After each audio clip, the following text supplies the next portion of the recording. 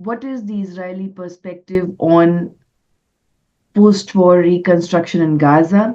And for that, we have Professor Menachem Klein. Professor Menachem Klein is a Professor Emeritus in the Department of Political Science at Bar-Ilan University in Israel. Professor Klein studied Middle East and Islamic Studies at the Hebrew University of Jerusalem, and in 1992-93 and 2001-2002 was a fellow at St. Anthony's College, Oxford University. In 2006, he was a visiting professor in MIT, and in 2010, he was the Ferdinand Brodel Senior Fellow in European University Institute, Florence. In 2011, Professor Klein was a visiting scholar at Leiden University, Holland, and in 2015, 18, and 2020, he was a visiting research fellow at King's College in London. In 2000, Professor Klein was an advisor for Jerusalem Affairs and Israel-PLO final status talks to the Minister of Foreign Affairs, Professor S.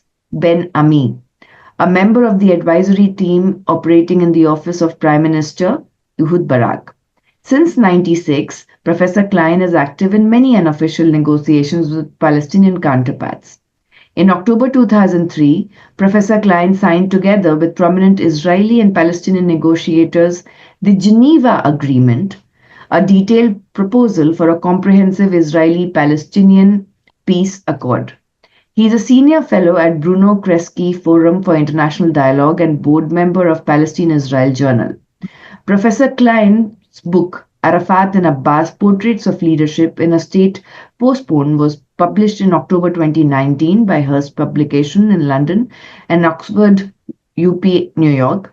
His book, Lives in Common, Arabs and Jews in Jerusalem, Jaffa and Hebron, by Oxford University, was published in 2014 and awarded by New Republic as one of the best 2014 non-fiction books. His work has been translated in various languages. Earlier, he published The Shift, Israel-Palestine from Border Conflict to Ethnic Struggle, November 2010, by C. Hearst and Columbia University. The Contested City was published in 2001 by C. Hearst London and New York University in 2001. The Jerusalem Problem, The Struggle for Permanent Status, University Press of Florida in 2003. A Peace Between Israel and Palestine, an insider's account of the Geneva Initiative, Columbia University Press in 2007. In addition, he is author of 8 books in Hebrew and 63 articles and chapters in books both in Hebrew and English. So with this, sir, thank you so much for the privilege of your time. Thank you very much for having me.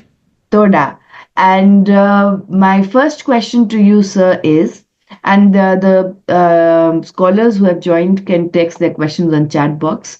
My first question to you is that what is the Israeli perspective on post-war reconstruction in Gaza? Okay, so I would like to divide between the government perspective and the public. The gap between the two, the differences between the two are not huge, but of course the government is more restrained, so-called, especially after the International Criminal Court arrest warrants against Netanyahu and the Minister Gallant, ex-defense minister Gallant. Much of the decisions of the International Criminal Court was based on their statements. To understand what's going on in Israel, let me sum up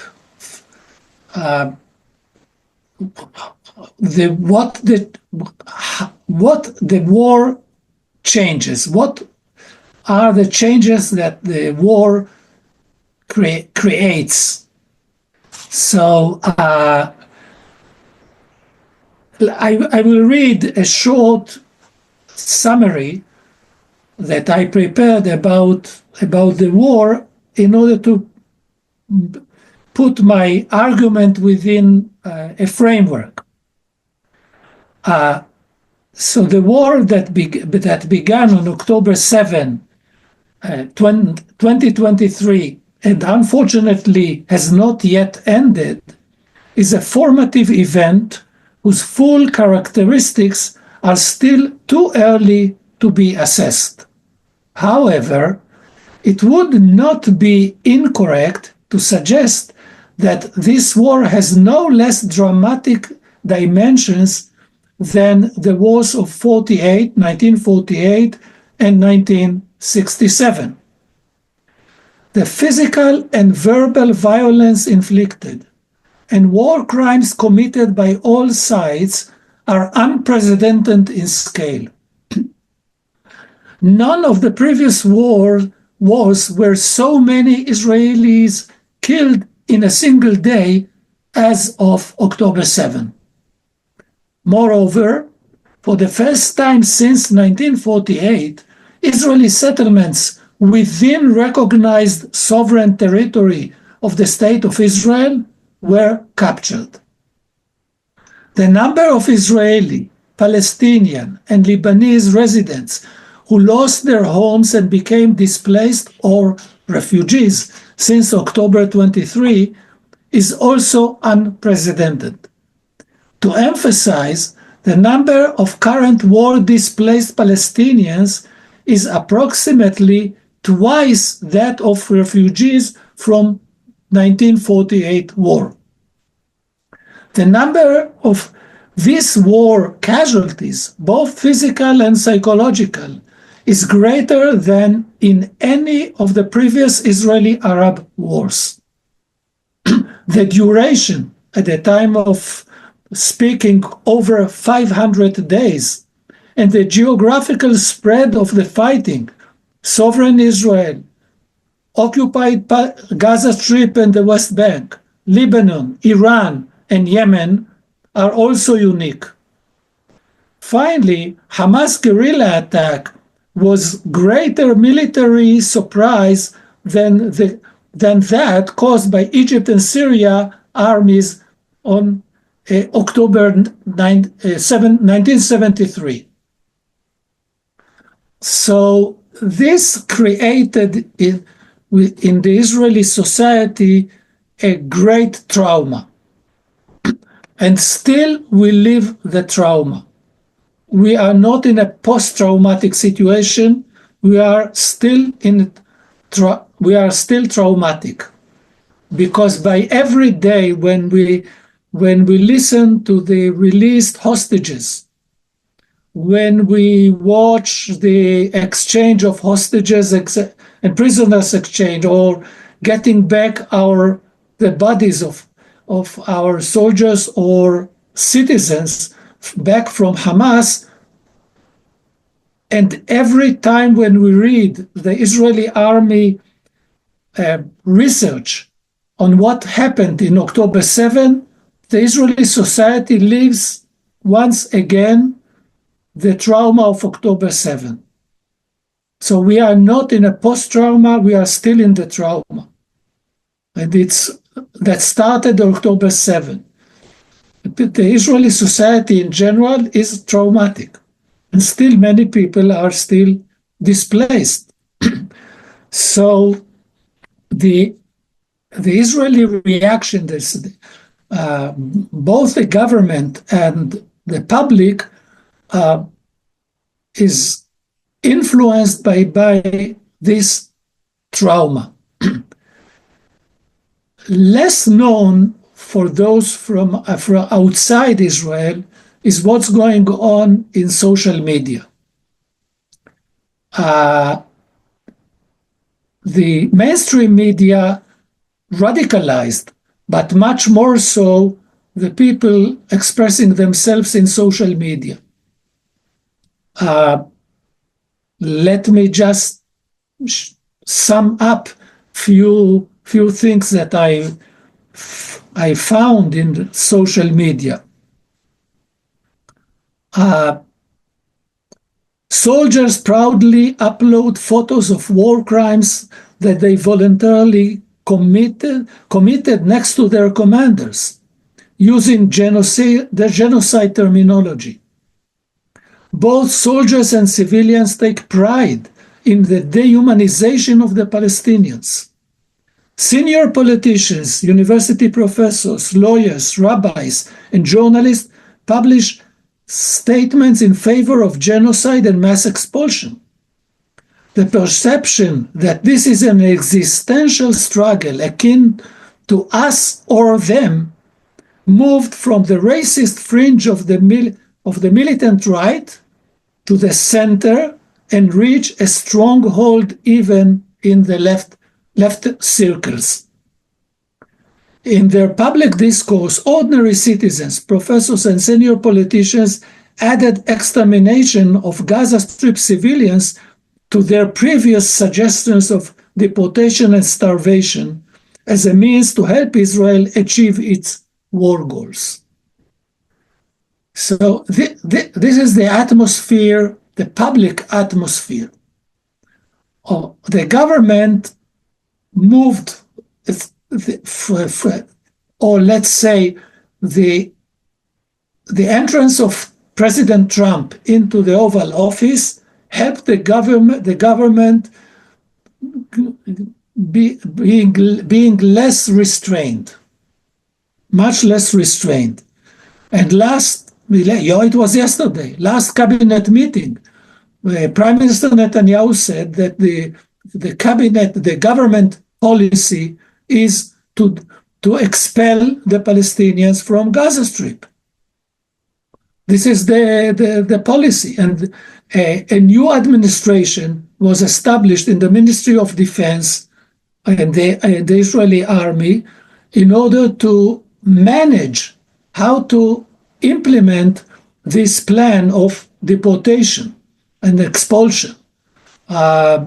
They try to find out. The first country that agreed to accept Gaza Strip civilians is Indonesia, that agreed to absorb 500 Palestinians to work in construction. Another idea that was raised, I don't know where exactly it stands, but it came out from the government sources, is Somalia and Sudan, of all places, as if they are much better than Gaza Strip. So this is these are the ideas that running in the Israeli society, in the Israeli government.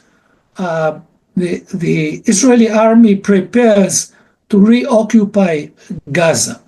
Now, what happened and what brought the government to entertain the idea of mass expulsion is not only Trump. It's not only Trump. It's also because what Israel hoped to achieve did not happen. Let's look generally on the Israeli policy regarding Gaza Strip. Israel tried to, since 2007, when Hamas took over the rule of Gaza and kicked out Fatah from ruling the Gaza Strip, Israel tried to contain Hamas. Israeli policy was to contain Hamas in Gaza Strip and divide between Hamas administration in Gaza Strip and the Palestinian Authority, Mahmoud Abbas, authority in the West Bank. So divide and ruling over Gaza Strip from the outside after the evacuation of Israeli forces and settlements in 2005, ruling Gaza, sieging Gaza actually from the outside and containing Hamas, and helped by the division between Ramallah, Palestinian Authority, and Hamas. It did not work. It failed. Hamas attack in October 7 was a reaction to this policy. So it did not work. So then the Israeli government decided to eliminate Hamas. This is the war goal. This was the war goal up to the ceasefire with Hamas. To eliminate Hamas. Israel failed. Israel was forced, because of domestic pressure and international pressure, to agree to a ceasefire with Hamas. And the Israeli government, Israeli army learned that Hamas exists. And Hamas forces are, in numbers, it's still, I don't know if about their quality as fighters, but at numbers, the numbers of Hamas semi-regular or guerrilla fighters, then the number is the same as was before October war, before the 7 October 23. This is according to the Israeli army sources. So Israel failed to eliminate Hamas. And Israel then now tries to change its operational mode in order to eliminate Hamas and to divide between Hamas and the Palestinian residents, the citizens, the ordinary citizens, innocent citizens of Gaza Strip. Israel now considers building concentration camps, with army units guarding this camp, checking everyone who enters in, not letting people go out from, and then each one that enters will be checked if he is Hamas or not. If he Hamas, he will be arrested or killed, never mind.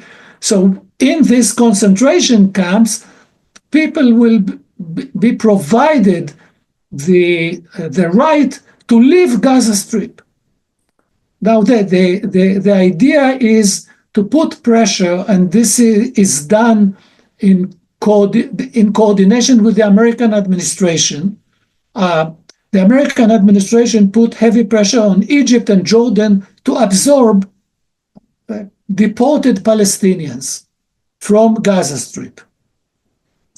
But the idea is to push them outside of Gaza Strip, kill everyone who remains outside the concentration camps, kill every Hamas person identified as Hamas, and have much less Palestinian population in Gaza.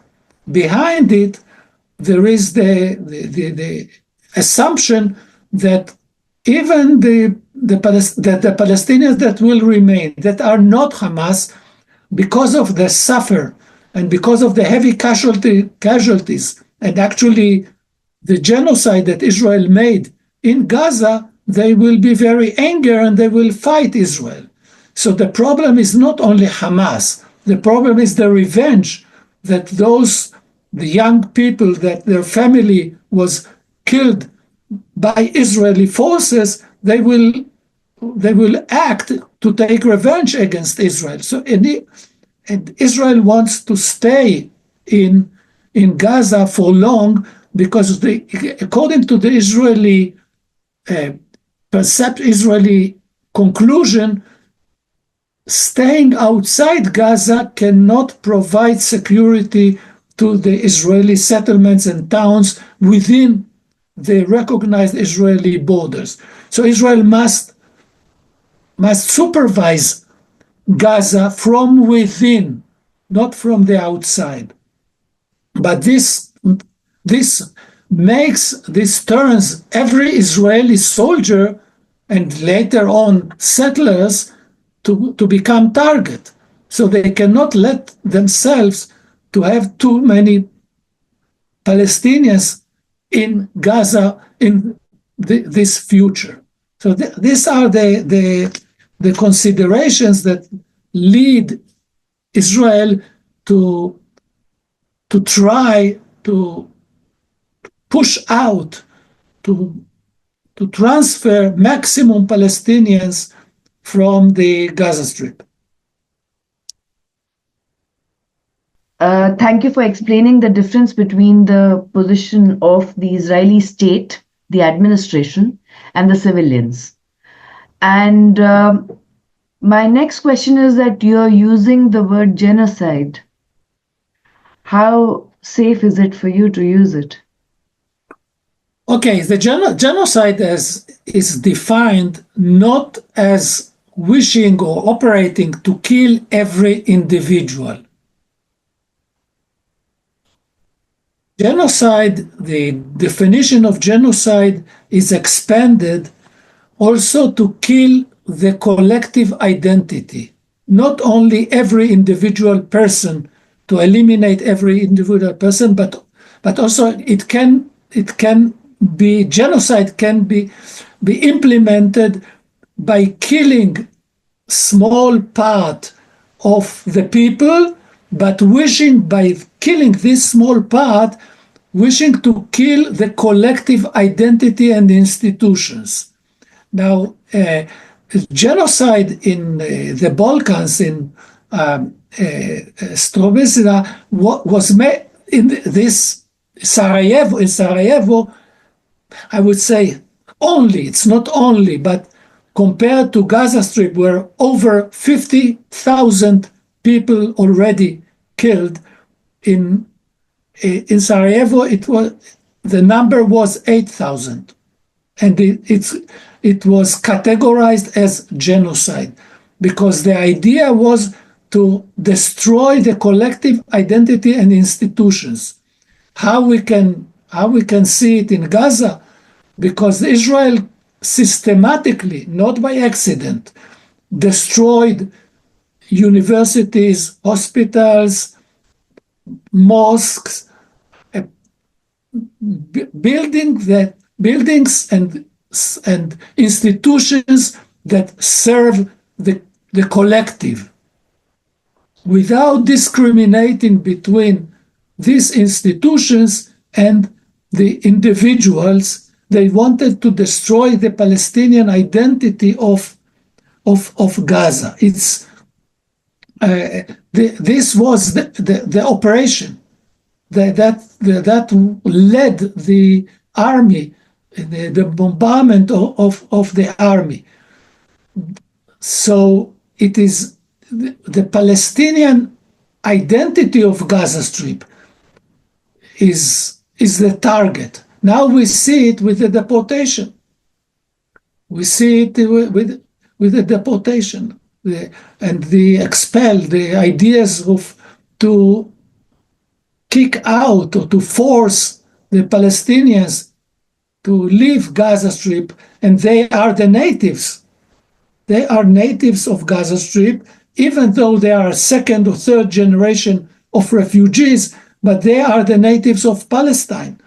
The refugees that came in 48 war to Gaza Strip are from southern Israel, from the areas around Gaza Strip, from the whole area from Jaffa north and the area of Beersheba, Beersaba,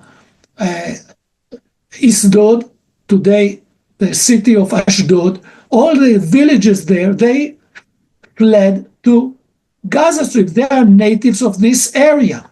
The whole concept of Gaza Strip, as a different territorial unit, was made in 48. It never existed in history. Always the area was free and open up to 48 war. And the people moved from, let's say, Jaffa near Tel Aviv to Gaza, from Gaza to Jerusalem, or to Beersheba, and so on. So it was one land. Only after the war in 48, the strip was made. It's something very unfortunately war-made strip, artificial identity. But now it is a stronghold of a Palestinian identity, of people who wants to preserve their Palestinian identity. Yes, sir.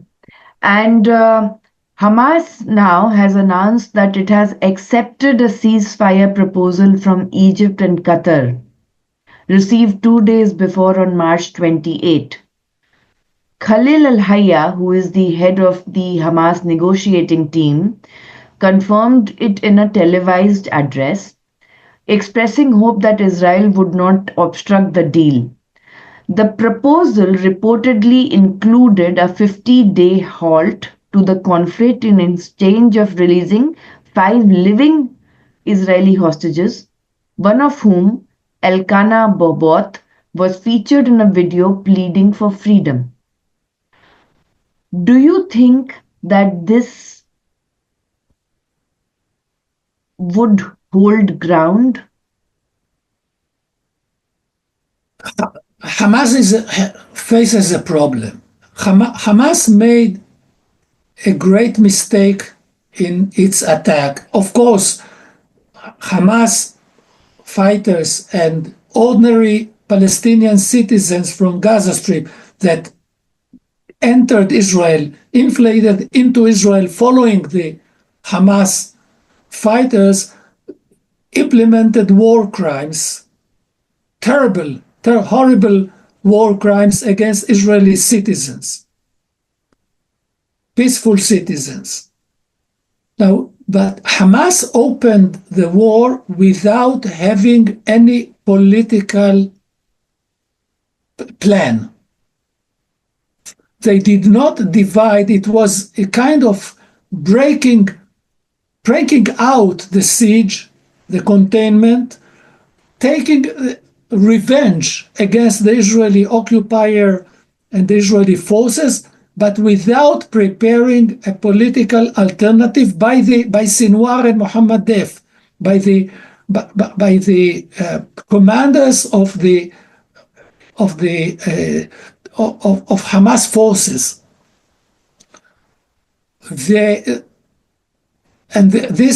This creates many problems for Hamas. And besides that, for the Palestinians in general, because the Palestinians lost all their international support for all their political status, all their achievements that they worked hard for decades since, let's say, the first Intifada in 87, probably a few years earlier. But they worked very hard in order to achieve an international status as negotiators and to bring their case to the international forums. Both Hamas and the PA, Palestinian Authority in Ramallah, headed by Mahmoud Abbas, they lost it.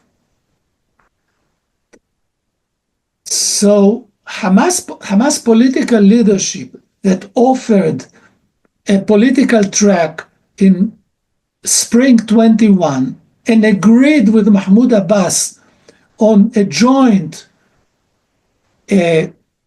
political track, both internationally and domestically, elections in Palestine for the Palestinian Authority institutions with Hamas. Hamas integrates into the PA on the backseat, on the background only, but integrate into the PA and elections in order to revive the political institutions that are dead, actually. They were dead even before October 7. But then Mahmoud Abbas regretted under the heavy pressure of the United States and Israel. The United States, the European powers, the EU, and the powers, they did not put pressure enough on Israel to agree to have elections according to this scenario. And then the political leaders of Hamas said, we tried, we failed, and they found themselves defeated before Sinwar and death. But Sinwar and death, the commanders, they did not prepare any political track that the war achievement, the attack achievement, can be translated into a political gain. So now the Khalil al-Hayya offers a track or something political, but he is a very weak position, in a weak position. But still, he offers a ceasefire that will end the war, but Israel does not want to end the war. Israel does not want to end the war for its own reasons, both personal, political, Netanyahu's personal and political reasons, and also because Israel failed to achieve its war goals, which in my view from day one that Israel declared those war goals, I saw it as unachievable. Okay, so Israel still hopes to achieve it, but Israel is wrong. Israel really is wrong and cannot achieve its war goal, but Israel does not want to stop the war. If Israel stops the war, Hamas still exists in Gaza. Many Palestinians are still living in Gaza. Israel will withdraw almost completely, perhaps completely, if not totally, then leaving a small strip under its security control, but then without achieving its goals, without Israel also does not have a political track to offer to the Palestinians. Israel does not have a vision for the Palestinians except surrender and living under Jewish superiority. And unfortunately, this alternative is now supported under the trauma of October 7 attack, is supported even by the left. Even by the left. So the support, or I will use the recent Tel Aviv University Peace Index. Only 10% of the Israelis believe that in the forthcoming years, peace is possible between Israel and Palestine. Israeli Jews, only 10% of the Israeli Jews. The number among the Israeli Palestinians is much higher, but among the Israeli Jews. And only 20% believes that the two-state solution is still viable. Never before the support for the two-state solution was so low since the Oslo Agreement. And even Israeli leftists support the deportation of Gaza Strip, not by force. They cover it up. So, but if Israel creates circumstances that encourage people to leave Gaza, many in the Israeli left are very happy with it. Now we have to remember the Israeli left, so-called left, the Labour Party, what was then the Labour Party, was in charge of 1948 transfer. The Labour Party in government after 1967 tried to convince many Palestinians to leave Gaza Strip. They succeeded only with 5,000 or even less, and that the Israeli government found for them Latin America countries that were agreed to absorb them, and so on, but very few left. So the Labour Party, which is assumed to be leftist and moderate, the Labour Party is historically behind expulsion and transfer plans. So one should not be amazed that so many in the Israeli left are very happy to see Palestinians leaving Gaza. For them, the Palestinians are not natives. They are people that can be mobiled out, driven out, because they are not so connected to the land, or if they are connected to the land, they put a existential threat to the Israeli, to the Zionist project, to the state of Israel. So here we are.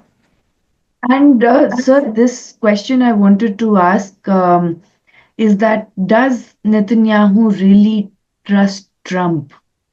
Because on one hand, Trump tweeted Professor Jeffrey Sachs' video criticizing Netanyahu. Then he invited Netanyahu for the first state visit by any foreign head of the state. Then his team is also having negotiations with Hamas side by side. He releases the Epstein files and the Kennedy files. Steve Witkoff has a different kind of, who is very powerful in these negotiations. He has a very different kind of structure of working than Netanyahu. So does Trump really is the trusted figure for Netanyahu, even though with all the financial missile arsenal help? First of all, let's put Netanyahu within the American political map. Netanyahu is not Democrat. Cannot be attached to the Democratic Party. He is conservative, he is Republican, he is red, not blue. That's for sure. He is much more stable than President Trump.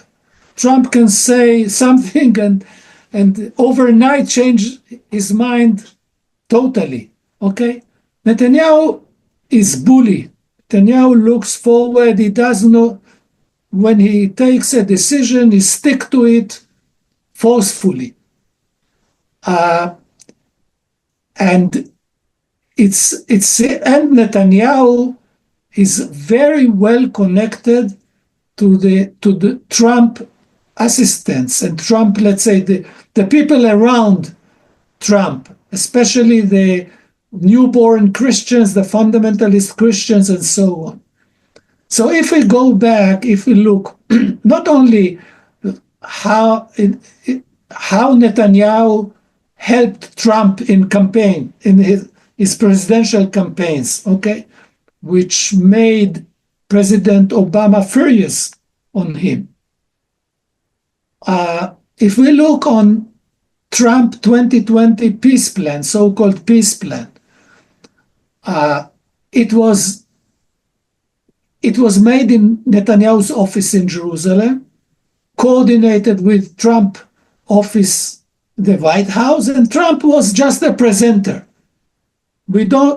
Nobody assumes that Trump has intellectual capability to build up a peace process or to be interested in sitting in long discussions, more than, let's say, 3 minutes discussion regarding details or looking into a map. Okay, he is a presenter. Now, if we look on the transfer plan, the origin of the transfer plan is not in the White House, but in the Israeli cabinet. In the first days of the war, the Ministry of Intelligence, we once had a Ministry of Intelligence, published a paper, a proposal to organize a mass transfer of the Palestinians in the Gaza Strip. And it was discussed, the paper was discussed in the cabinet. So many months before it became a declared Israeli government policy, it was a proposal that nobody rejected, but it was discussed, legitimized, and then became a policy. And then, as a good presenter in TV, Trump administration prepared this video that was broadcasted as having new very nice beaches in Gaza Strip and hotels, and Trump and Netanyahu sit on the beach, and so on. This kind of the marketing, but the project, okay, was made in Israel by in cooperation with several Americans. It's not Trump vision. It's the Israeli dream. It's really as an Israeli dream that has its origins, as I said, back from 48. And sir, how do you, the current corruption trial that Netanyahu is under, and he wants to remove the first female Attorney General of Israel. What is the local perception regarding it? Yeah, okay. I would like to mention, to bring up something that I did not, in order to understand the socio-political context in which Netanyahu and the current Israeli government operates. We see in Israel since early 21st century, we see an elite transformation in Israel. Much of the demonstrations that we have during the war and previous against the regime change, the changes in the legal system in Israel, it is a struggle between two elite groups, a struggle which has become, in my view, a cold civil war. But I will leave aside this civil war. Perhaps we can discuss it later. But there is an elite transformation. The old elite, which is of senior army officers, high-tech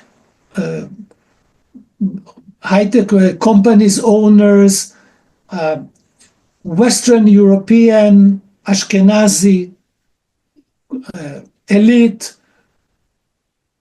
well-off people, relatively upper middle class, rich, the upper classes, highly educated.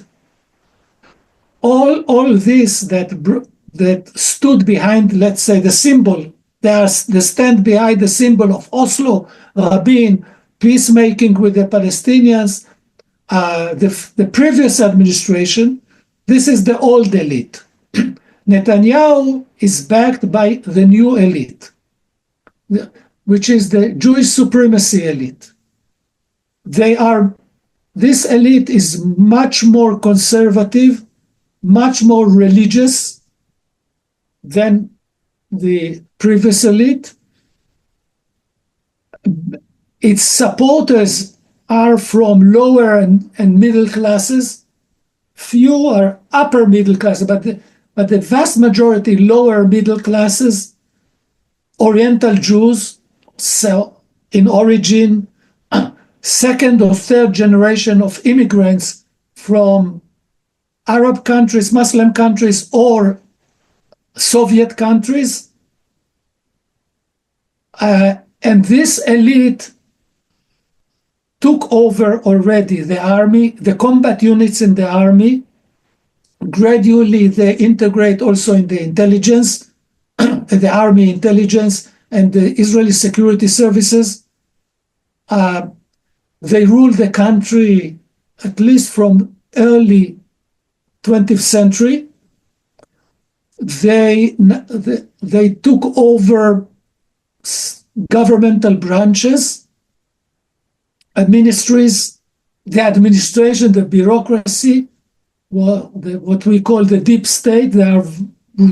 They rooting themselves deep into the deep state.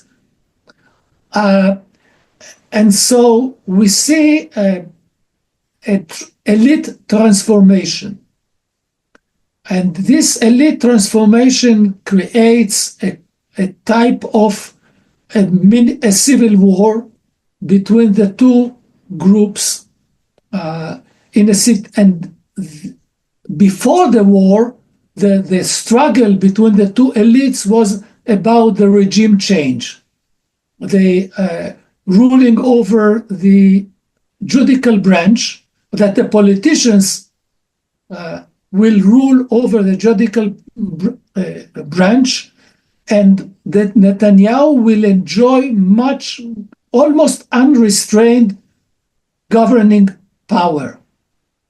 This is his wish. He wants to operate as Trump operates in the United States, not being in the middle of or in the necessity to balance between different branches, to find the equilibrium and the compromise between branches. He wants power, much more power, like the Orban in Hungary or other countries.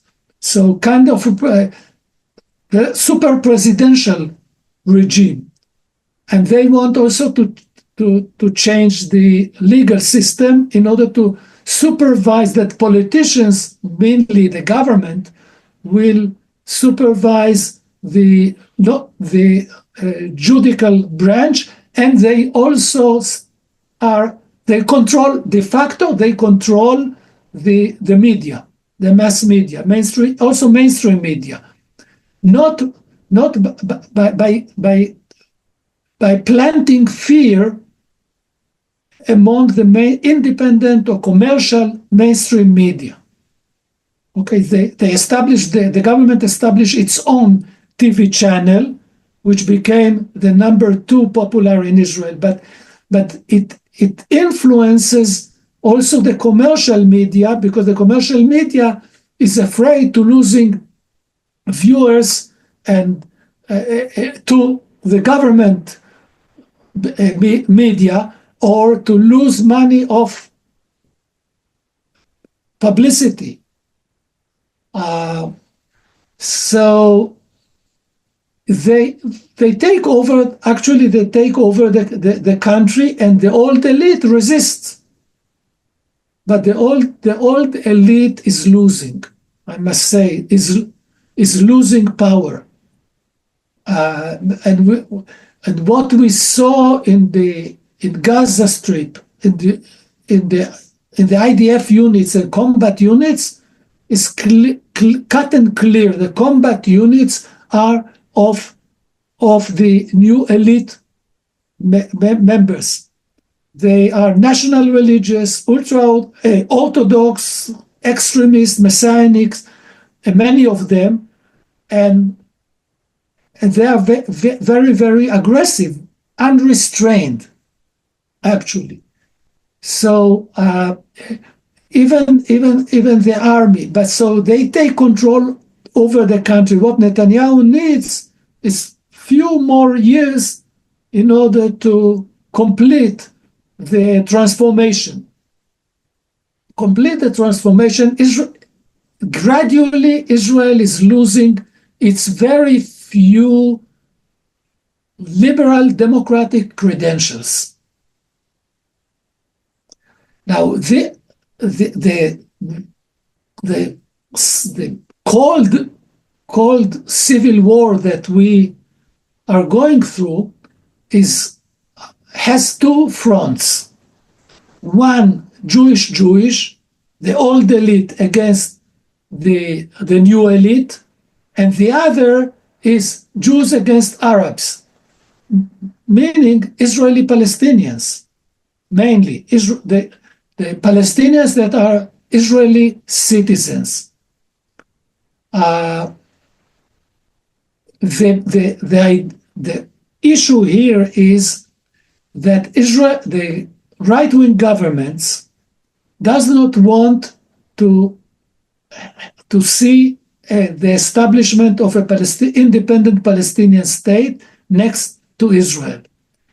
Under Netanyahu, also it started in the 90s, but under Netanyahu in particular, the settlements and the control, not only the settlements, but the Israeli control system in the West Bank expanded dramatically to the extent that actually we have one regime, one state reality from Jordan to the Mediterranean. In this one state reality between Jordan and the sea, between the river and the sea, one state reality, we have about 50% Israeli Jews, 50% Palestinian Arabs, including Israeli Palestinians, Gaza Strip, West Bankers, East Jerusalem, all. We have 50-50. This brought the right wing to endorse the Jewish supremacy. It's not an accident that we have a government is ruled by Ben Gvir or Smotrich or the very extreme national fundamentalist Jews. It's not by accident. It is the must. If they want to keep the territories, occupied territories, if they want to continue controlling the area between Jordan and the Mediterranean, they have no choice but to establish Jewish supremacy.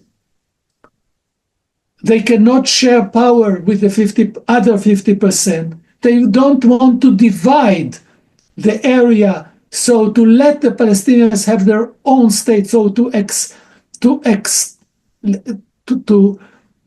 lessen the number of Palestinians under Israeli system, ruling system, by allowing them to have their own state. They don't want to lessen the demographic pressure that they face, let's say the substantial pressure on the Jewishness of the state. They claim for Jewish state, but how you can have a Jewish state with 50% non-Jews, Arabs, Palestinians? It's impossible. So if they cannot, let's say, export them or let them establish their own state, so the state will have much less Palestinians and preserve its Jewishness, so they have to establish a regime of Jewish supremacy. It's not by chance that this is the ruling coalition, that Netanyahu stick to it, that ultra-Orthodox parties that participate in the coalition are so nationalist, because they are ultra-Orthodox, they want Judaism, they want Jewish identity, and they become more and more nationalistic and even racist. So it is built in the policy. In order to have Jewish supremacy, they must they must control the legal system. They cannot let themselves have a liberal democratic legal system. If there is a liberal democratic legal system, it means giving more rights to the Arabs. So we are losing the Jewish identity of the state, because we neither have majority nor substance. And So they must control. that So is, I do agree with you, sir. And Gaurang is asking a question that you have used the terminology of cold civil war, but of of cold civil war. But if it turns into a civil war, what will it look like in a nation state where much of the population has undergone military training? to undergone what? Military training. See, it's a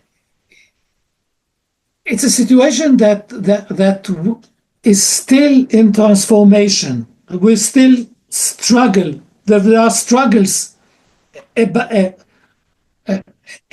it, but the direction is very, very clear. And with the radicalization of the Israeli society, including the left, those who define themselves as left, the direction is very clear that where we are reaching, and also the global situation when we have Trump in the United States with all what he decided, the rising of right-wing parties in Western Europe, hatred against immigrants, the growing anti-Semitism in Europe and the United States. Actually, the whole world order that was established after World War II is shaking. International law is ineffective. De facto. So we have the ICC and ICJ in The Hague, but they are ineffective.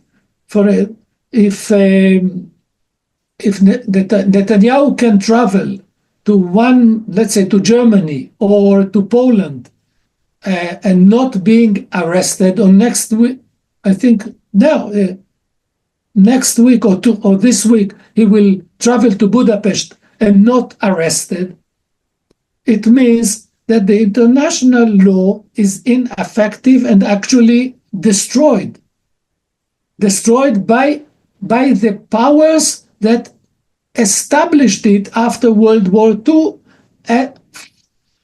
consequently to the horrors of the Nazi regime. They wanted to assure that never again such an evil power will come up. So what we see is a trilateral cooperation against the international order by Putin, Netanyahu, and Trump. Very nice company. Yeah. And my next question to you, sir, is, and this is the last question for today. The Israeli state has approved a controversial road project in West Bank for Palestinians, enabling construction of E1 area that has been criticized for altering the territorial dynamics. Do you think, apart from the idea of a Jewish state and the new elite, my simple question is that was the exploration of Gaza Marine project and the idea of the Ben Gurion Canal, which eventually needs Iran to be restrained, is also the idea behind why the war shouldn't stop, according to Netanyahu? Oh, thank you very much for bringing up the West Bank. Okay, we abandoned it, we forgot it, and so on. But actually, there is a direct link between what's going on in Gaza Strip and what's going on in the West Bank. Israel implements in the West Bank this in a smaller scale, much smaller scale, but the same tactics and strategy that it employs in the Gaza Strip. Israel expelled from their homes for Gaza in the West Bank, more than 40,000 people. Israel operates against refugee camps to destroy the refugee camps, to erase them and evacuate people from them, as if there are no refugee camps and there is no UNRWA, so there are no refugees.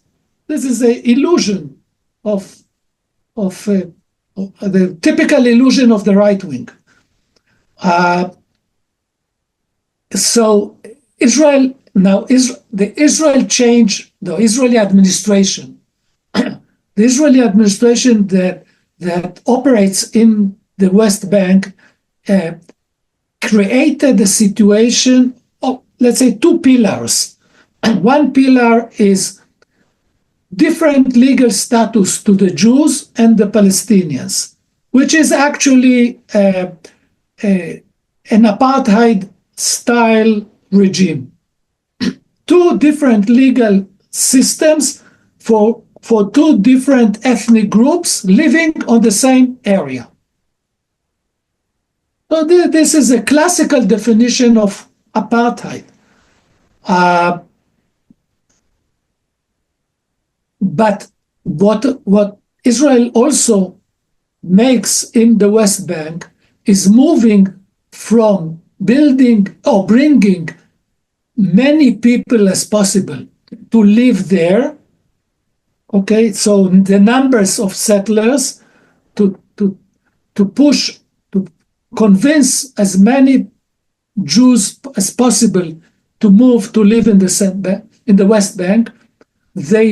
They continue, but their success is very limited.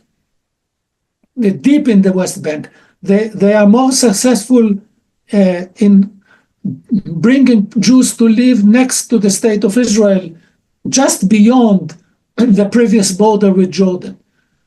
But taking control on land, instead of bringing more people to live in the West Bank, Israel takes control of more and more land by planting farms or shepherds' farms in the top hills of the West Bank, deep into the West Bank.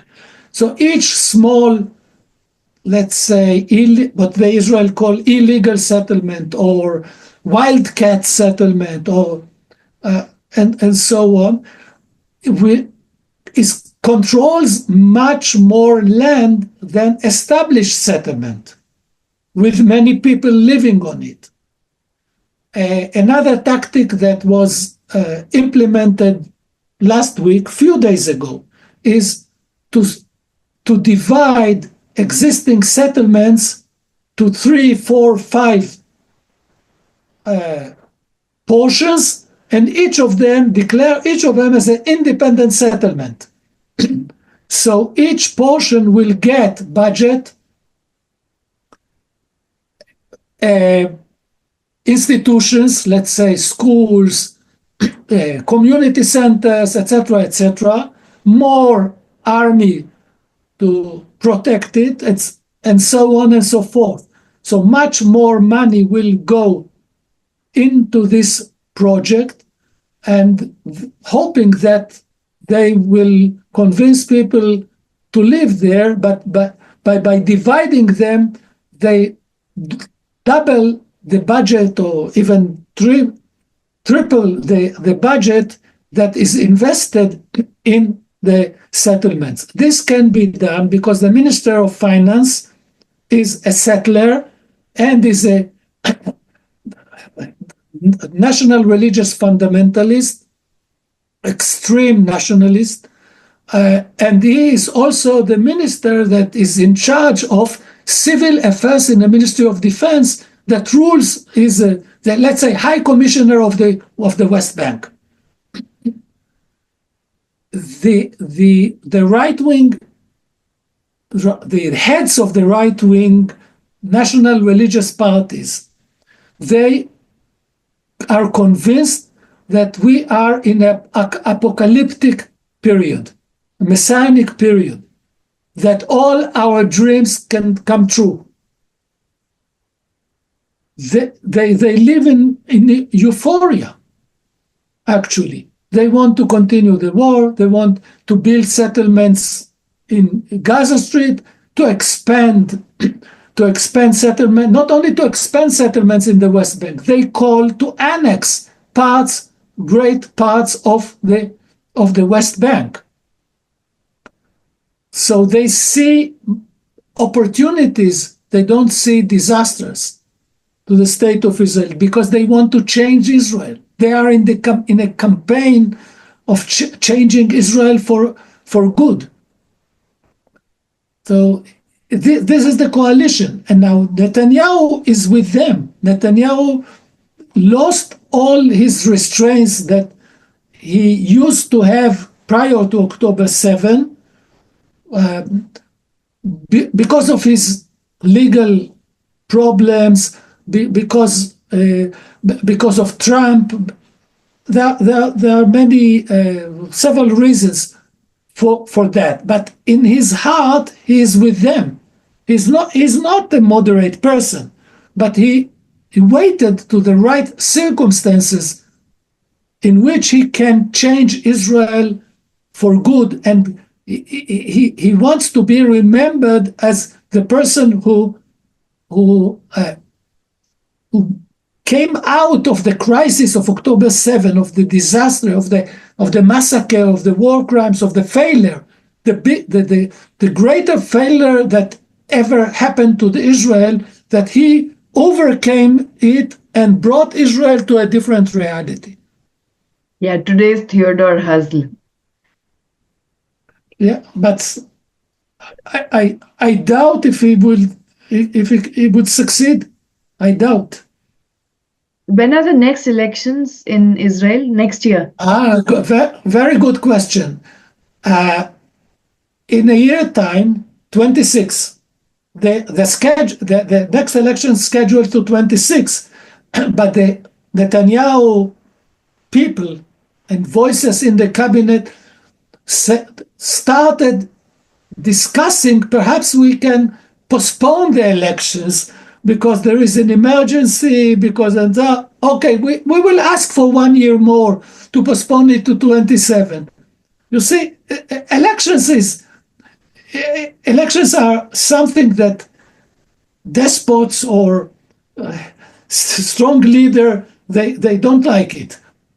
They don't like to face the option that they will be kicked out of office. They enjoy it very much. I never understand this hunger for so much of power or superpower, because eventually one dies. No one is immortal. It doesn't really, but it's so much of Machiavellian narcissistic power grabbing. The Israeli public opinions, Netanyahu is losing. Netanyahu is not losing to the left. Netanyahu is losing to another right-wing candidate. So even if elections be held tomorrow, in a week time, or a month, the policy will not change. Although all the runners, we have 50 shades of right-wing. So personally, they may be more nice people, more rational, not corrupted as Netanyahu. Okay, they have nicer wife than Netanyahu's wife. Oh, I don't know. Less scandals. Okay, less gossip, less scandals, and so on. But substantially, they don't offer any substantial alternative. Actually, they don't try to lead the nation. They run after the majority. They are much behind the majority in many ways, instead of leading the people. Yeah, it's like a symphony, political symphony. Even if the musicians change, the tune is the same, the structure of it. And one thing which I really appreciate is how there have been peaceful protests in Tel Aviv. on 29th and 30th March by Jewish citizens. At the same time, there are protests happening in Gaza against Hamas and the authoritarian nature of Hamas in itself, which it is. Yeah, it's still that we struggle, but we demonstrate in Tel Aviv, in Jerusalem, also in small cities elsewhere in the country. But it seems that the demonstrations has no great impact on the decision making. It reminds me of this quotation by Antonio Gramsci that the old world is dying and the new world struggles to be born. And this is the time for monsters, not only in the case of Israel, but in every nation state that I see around. That how human rights abuse is going on at various levels with different facades. So with this, thank you so much for the privilege of your time. I really, really enjoyed it. Thank you to all the guests who also joined us.